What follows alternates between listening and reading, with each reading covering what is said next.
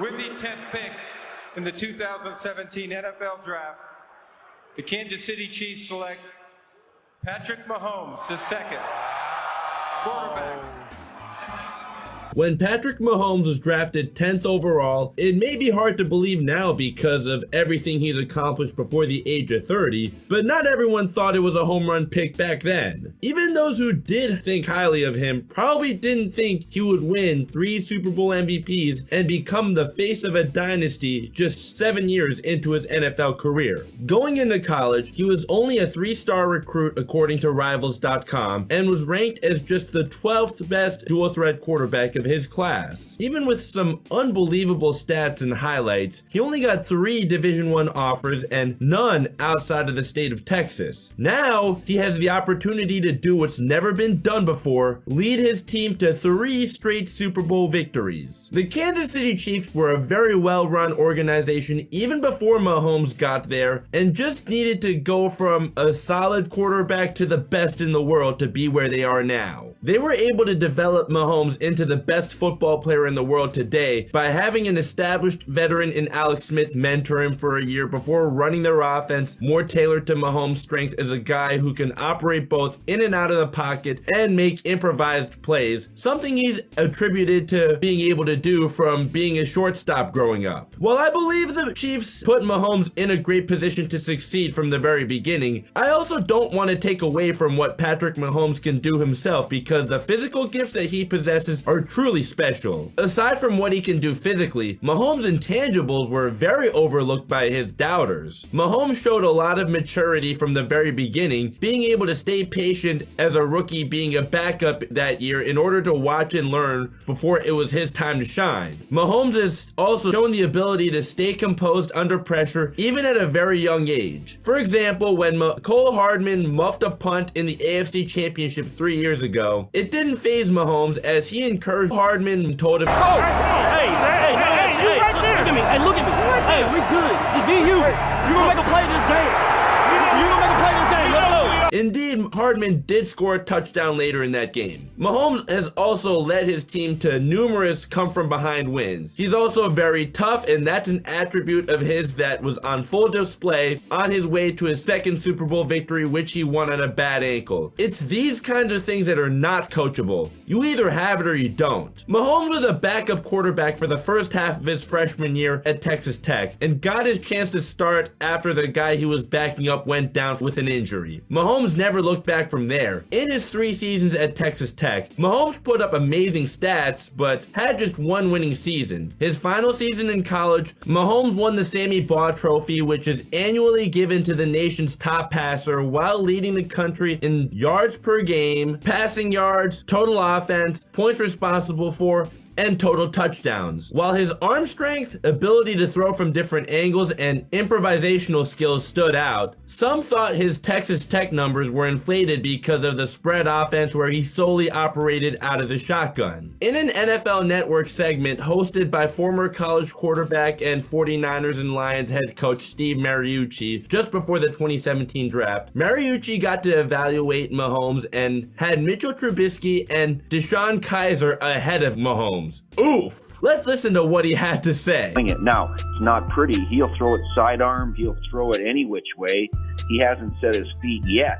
But this kid is exciting. Nice kid. I like him a lot. Nice kid. And he's an exciting guy. And somebody's going to, corral this guy and get him a little bit more compact and more predictable and teach fundamentals with him. But he's a guy that likes to improvise. He likes to get out of the pocket. He's fun to watch. In the 2017 NFL Draft, the Kansas City Chiefs, who originally had the 27th overall pick, believed in Patrick Mahomes enough to trade their 1st and 3rd round picks that year, along with their 2018 1st round pick, to the Buffalo Bills to go 10th. Not every draft expert expected Mahomes to even be a 1st round pick. At least Brett Veach, who was just promoted from co-director of player personnel to the general manager in 2017, was keen on Mahomes going back to when he was just a freshman at Texas Tech. Andy Reid recalls Veach saying the game film he was sending him being the best he's ever seen, and this most certainly aged like a fine wine. The first quarterback drafted that year was Mitchell Trubisky, who the Bears drafted second overall, and he only lasted 4 seasons there. Even though Mahomes displayed better physical gifts, Trubisky was seen as the quarterback with better mechanics and decision making. Trubisky was not so fortunate to have the strong supporting cast or great coaching staff that Mahomes got to have. Instead of the legendary Andy Reid, Trubisky had Matt Nagy, who as the years went on became predictable and couldn't make adjustments.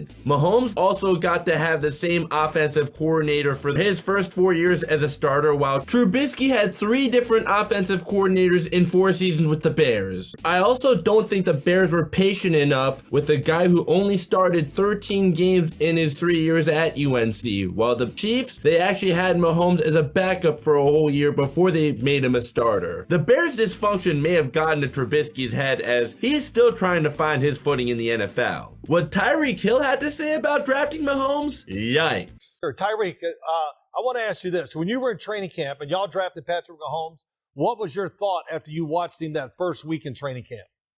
I thought it was trash. I ain't gonna cap. I ain't even gonna cap, man. When he first got there, I was like, "They who y'all drafted right here? They who y'all drafted? They y'all." Hey, but look, he proved me into a whole complete. I don't know, like it's just that second year, like his quarterback mechanics were different. It was like he was spending more time with his quarterback coach, spending more time with Coach Reid, like learning the offense. It was like, dude, was like different. Just before Mahomes won his first Super Bowl, Kyle Shanahan had this to say. Kyle, in 2017, you had a couple of free agents that you signed, but you went into that draft really not having a franchise guy, quarterback of the future. How much did you really look into Pat Mahomes, and what was your biggest question about his skills and how they translate to the NFL? I didn't look into him obviously as much as I should have. I think we definitely looked into him, studied all his tape, was just a freak, could make any throw, had the ability to do anything. I thought it was a little bit different situation for us. We had the second pick in the draft. Did not feel like from all the intel you get and stuff that he was going to go that high. And it was a little different situation for us just because I think it's pretty well documented of just the relationship I had with Kirk and being in Washington and everything. And I felt very confident that he wasn't going to stay there. So anytime you go into a season knowing that a franchise quarterback's going to be available the next year, it made me a lot more picky with what we were looking at. And you saw a bunch of talented guys in that draft. But it's very tough when you watch college systems and stuff. You don't really know until you get someone in the building. I mean, you can see ability, you can see talent, but how's the mind? How do they play in the pocket? How do they process? That's not just an IQ score. That's some stuff that I don't think you can totally test. You got to go through that with them. And so there is always a risk with that when you spend a first-round pick on a quarterback.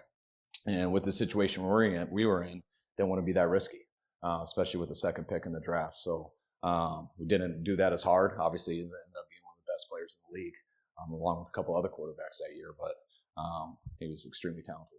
I praise the 49ers for how many late round picks they nailed to become the team that they are right before the Super Bowl. If only they had Patrick Mahomes this whole time instead of him being the guy who beat them in the Super Bowl twice. Whether you're a Brock Purdy fan or a hater, I think we can all agree that they'd much rather have Mahomes as their quarterback. The 49ers have hit on a lot of their late round picks, but not so much on their first round picks outside of Nick Bosa, and wow, was this a huge swing and a miss. The 49ers ended up with Solomon Thomas in that draft instead, and right now he's not even starting for the Jets. Patrick Mahomes was Alex Smith's backup for his entire rookie season, in which the Chiefs were 10-6. With the playoff spot guaranteed, the Chiefs decided to rest Smith in the final game of the season for Patrick Mahomes to make his NFL debut in a 27-24 win over the Broncos. After the Chiefs lost in the wild card game to the Tennessee Titans, the Chiefs decided it's time to move on from Alex Smith with and give Patrick Mahomes the reins as the starting quarterback. The team had weapons like Travis Kelce and Tyreek Hill, who already established themselves as superstars. However, the optimism amongst the fan base was still cautious due to their tough division and the concerns about their defense. Because Andy Reid developed Donovan McNabb into the Eagles franchise quarterback and helped Alex Smith make his first Pro Bowl at the age of 29, there was hope that Reid could develop Mahomes too. However, nobody could have predicted how quickly Mahomes would turn into a superstar. Going into the 2018 NFL season, Aaron Rodgers was the favorite to win the MVP, with Carson Wentz and Tom Brady being the next two players with the highest odds of winning the MVP. Mahomes exceeded expectations as he went on to become the youngest player in NFL history to win the league MVP at the age of 23, while leading the Chiefs to a 12-4 record, good enough to get them a first-round bye in the playoffs. That season, he became just the second quarterback to ever throw for 5,000 passing yards in a season in both college and the NFL. The only other quarterback to ever do this is Peyton Manning. The Chiefs won the divisional game against the Colts before losing to Tom Brady's New England Patriots in the AFC Championship in overtime. Mahomes played well in the AFC Championship, throwing 3 touchdown passes, 2 of them being in the fourth quarter, but the defense gave up 37 points. The Chiefs' offense had everything they needed, but the defense was what they desperately needed to improve. They did just that the following season and would win their first Super Bowl in 50 years. Mahomes led his team to 3 come-from-behind wins in the process of becoming the youngest quarterback and 3rd youngest player to ever win Super Bowl MVP at the age of 24. This also secured him a 10-year extension with the Chiefs that's worth $477 million, with another $26 million in potential bonuses. This is the second largest contract in American sports today. It's definitely safe to say that he's been worth every penny and more. Fast forward to today. Patrick Mahomes is a 3-time Super Bowl MVP, and he led his team to come from behind wins in all 3 of his Super Bowl victories. Still thanks for the one against the Eagles a whole year later, by the way, and he managed to do that on a bad ankle. Mahomes is also a 2-time league MVP, has led the league in touchdown passes twice, even won his last 2 Super Bowls after the Chiefs traded Tyreek Hill, and never had a wide receiver nearly as good as him since then. The trade didn't sit well with Mahomes at first, as he lost his best wide receiver and a good friend of his, but he still handled it professionally, and when the Chiefs brought in Juju Smith-Schuster and Marquez Valdes-Scantling in free agency, he met with them to still do what he can to build chemistry with them, even while knowing neither of these guys are nearly as good as Tyreek Hill. I also think it's worth noting that the Chiefs were not favored to win either of their back-to-back Super Bowl victories.